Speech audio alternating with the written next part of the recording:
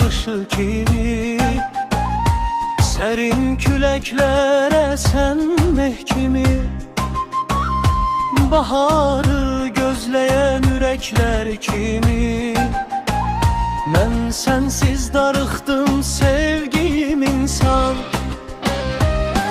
Çok görme mənə o güzel üzünü, bari gəlim görüm uzaqdan seni.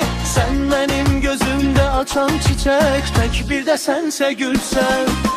Allah'ın yarattığı sen de sen, sevincim isteğim seninle olsun. Ay güzel baharda güzelleşen təbiət kimi, senin güzelliğine vurulmuşam ben. İcazə verirəm sənə bugündən, her saniye her an baktığın her yerde gör kalbimin içinde özünü. Söz verip Allah'tan qismətim üçün seni yazmağını xahiş etmişəm. Baharın nefesi kimi senin nefesini içime çekmişəm.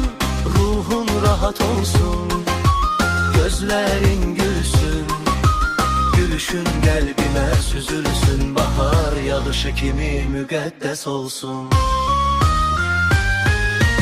Okşayım uzaktan üzündeki saçını, ala gözlerinde parlayan güneşi. Güneşte görünen yağışı görüm.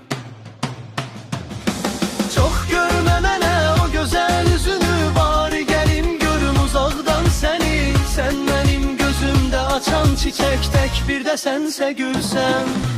Allah'ın yarattığı sen de sen, sevincim isteğim seninle olsun. Ay güzel baharda güzelleşen təbiət kimi,